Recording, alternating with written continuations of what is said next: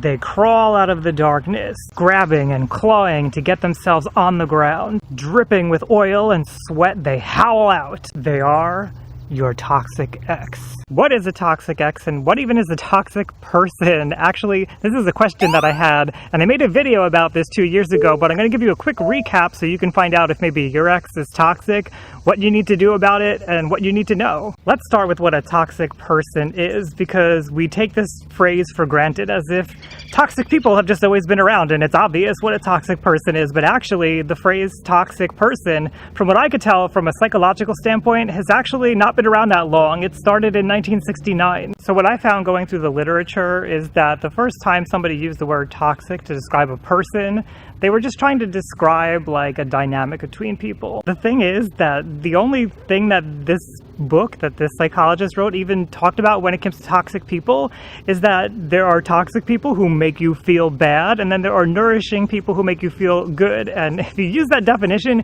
you can apply that to just about anybody. That means everybody in the world has been a toxic person before. So the truth is, even if you see a lot of psychologists and therapists and people using the idea of toxic people online, there's no scientific toxic person. It's not a real definition. This does seem to be an idea that people really like, though, this idea of the toxic person, or particularly the toxic relationship. And I think maybe that's where it makes more sense to start calling something toxic, because there's a dynamic between two people.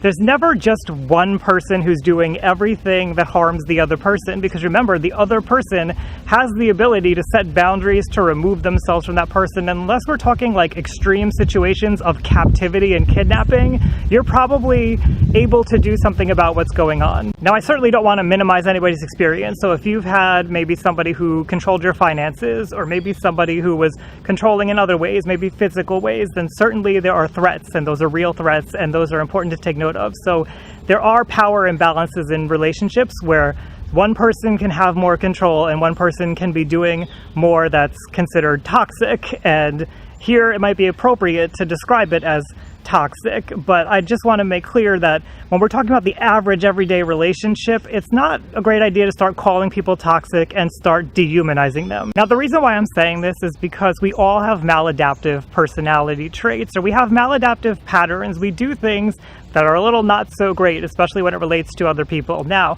these people that I'm saying maybe are a little bit more toxic for the relationship, maybe they have a little bit more power and control. It's possible that they're showing maybe more antagonistic personality traits, where they antagonize you and they provoke you and they push you into doing things. From what I've seen, these tend to be the traits that really bother people, and these are the traits where people have a hard time breaking away from a toxic dynamic in a relationship. But there's also other personality traits that aren't so great, like withdrawing or intimacy avoidance or emotional lability.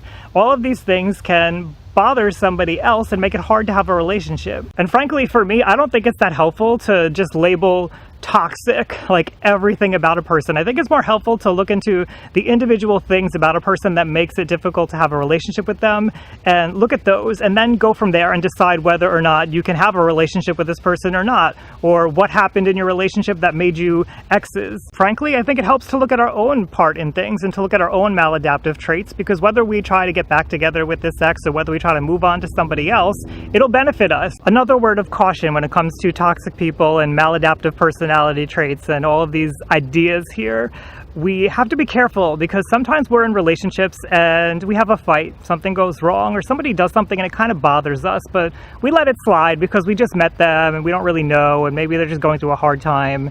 And then something else happens and we let it slide because now it's been a little bit of time and we just don't feel like speaking up. We don't want to make a big deal out of it. And then something else happens, and now it's like a couple years have maybe gone by and it's getting in our nerves and it's really bothering us, but we just get used to like, this is the way things are, that's just how they are, and we just let it slide. And what I'm trying to illustrate here is that sometimes we play a part in allowing the bad behaviors to continue. Now, that doesn't make us responsible for causing that person to have bad behavior. Nobody 100% causes somebody else to do something else, but we do have our part to play in it, and we can speak up, and if we haven't spoken up, we have to at least acknowledge that. So is your ex toxic? I mean, toxic isn't actually a thing. You can look at personality traits and you can try to assess those. Of course, a therapist is the one who should really be assessing those because it's very easy for us to make mistakes.